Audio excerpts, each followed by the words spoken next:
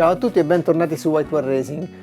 Oggi parleremo di frizioni per Vespa Small, visto che abbiamo parlato in diverse occasioni di quelle per la Vespa Large. Adesso oggi frizioni originali Vespa Small.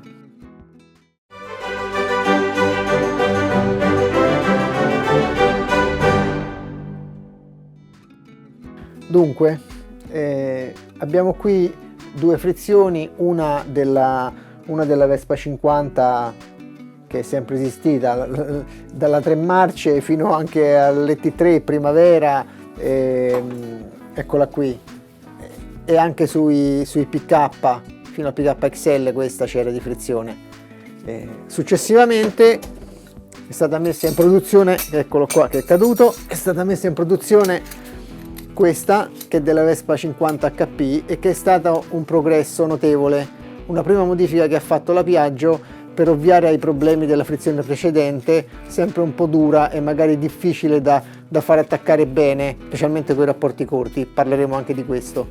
Dunque abbiamo stretto l'immagine per migliorare la visualizzazione delle operazioni e anche dei particolari. Allora dunque, intanto questa qui è la frizione della Vespa vecchia come era all'inizio, e poi questa è dell'HP. Ora sia sulle piccole che sulle grandi la Piaggio ha fatto più o meno nello stesso periodo questa modifica, perché è uscita la frizione della Cosa 2 e quella dell'HP che più o meno coeva, e hanno cercato di fare in tutti e due i casi di apportare migliorie. Dunque intanto disassembliamo, sono tutte e due montate senza molla, quindi eccola qui, questa è quella vecchia.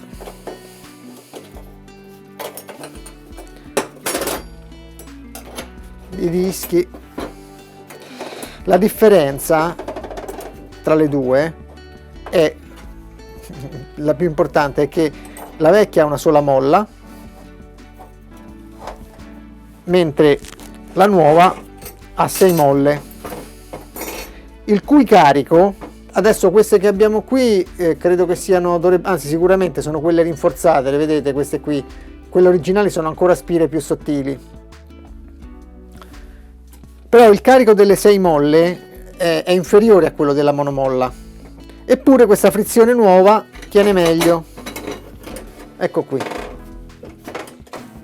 questi sono i punti di centraggio, ecco, si vedono delle molle per farle stare ferme dopo, e ci sono anche nel piatto superiore, eccoli qua, quindi le molle devono rimanere al loro posto.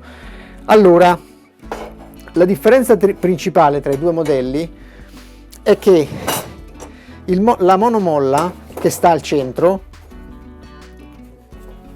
alza il piattello e comprime i dischi, se non che la molla non preme uniformemente, ma può premere più da un lato che dall'altro, per cui fa lavorare di più mezza frizione che l'altra mezza, e alla fine la tenuta peggiora. Mentre invece qui le 6 molle esercitano una pressione molto meglio distribuita, perché ogni molla spinge sul suo settore, quindi alla fine il carico è molto meglio ripartito. Ma c'è un'altra differenza, forse importante altrettanto, visto l'assemblaggio e disassemblaggio velocizzato. Adesso eccoci qua, vediamo da un punto di vista teorico per quale motivo la frizione con una maggiore superficie d'attrito a parità di carico molla resista a una coppia inferiore rispetto a quella con minore superficie di attrito.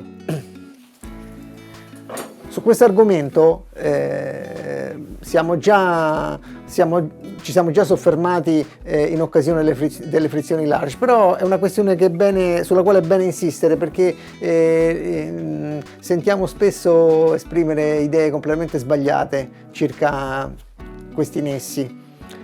Allora, adesso lasciamo da parte un attimo la differenza del carico molla tra la vecchia, che comunque tiene meno, e la nuova, ma concentriamoci sul confronto tra la diversa conformazione delle corone circolari, cioè a parità di diametro esterno la corona circolare più stretta a parità di carico molla riesce a resistere a una coppia maggiore.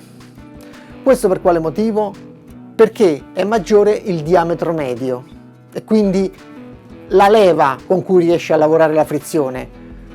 perché il carico della molla, la chiamerò al singolare per semplicità, insomma il carico della molla si esercita sulla superficie e si ripartisce sulla superficie d'attrito, ok? Replicandosi disco per disco, quindi precisazione, ogni disco è caricato allo stesso modo, uno sull'altro, si caricano tutti allo stesso modo, quindi prendiamo in esame un disco solo e ripartiamo il carico molla per millimetro quadrato sulla superficie del disco, sulla superficie d'attrito. Allora, il disco che ha una corona circolare più ampia, a parità di diametro esterno, vedrà un carico per millimetro quadro inferiore rispetto al disco che ha una corona circolare più stretta. Quindi una parte del carico sarà trasferita per forza nella parte più interna che ha un braccio di leva più svantaggioso, quindi complessivamente la coppia trasmissibile cala.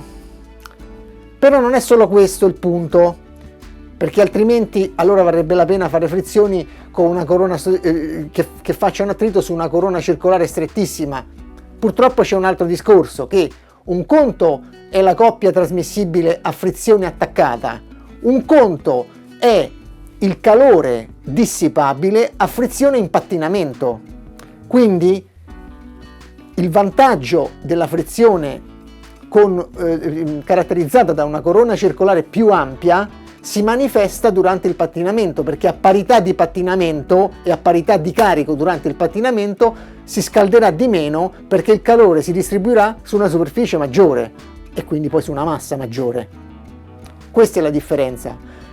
Quindi si deve trovare un equilibrio ed è per questo che si moltiplicano i dischi, specialmente nelle frizioni motociclistiche, però ci si mantiene su corone circolari strette, proprio per questo motivo. Dunque una miglioria che si tentò di apportare alle vecchie frizioni con un kit aftermarket, eccolo, della doppia molla, era appunto questa, che sostituiva la molla singola con una doppia molla. La doppia molla ha un carico un pochino superiore, ma la differenza più grande è nel fatto che avendo due molle si possono mettere, tra l'altro hanno le spire in senso inverso l'una rispetto all'altra, si possono mettere in maniera tale da ripartire meglio il carico sulla superficie d'attrito dei dischi. Ora noi ci fermiamo qui, nel senso che ci limitiamo alla trattazione di queste due frizioni Piaggio, anche perché in commercio ce ne sono moltissime e funzionano tutte quante più o meno allo stesso modo, tranne quelle, pochi casi, che somigliano più a quelle delle moto, che hanno le molle regolabili cioè montabili dall'esterno, insomma, quindi senza bisogno di fare questo montaggio qui. Ce ne sono alcune delle tante frizioni aftermarket speciali, anche alcune molto costose di adesso, che sono fatte su base HP e alcune su base special. La differenza riguarda il discorso fatto prima della differente superficie d'attrito, quindi su base special si ha una superficie d'attrito maggiore, quindi una frizione che resisterà da attaccata a parità di carico molla a una coppia un po' minore, ma tollererà meglio il pattinamento. Su base HP avremo una frizione che avrà bisogno di meno carico molla, però più per tenere la stessa coppia dell'altra, però sarà più vulnerabile al pattinamento, quindi tenderà a scaldarsi un po' di più. E voi che frizione avete o quale preferite? Scrivetecelo nei commenti, facelo sapere.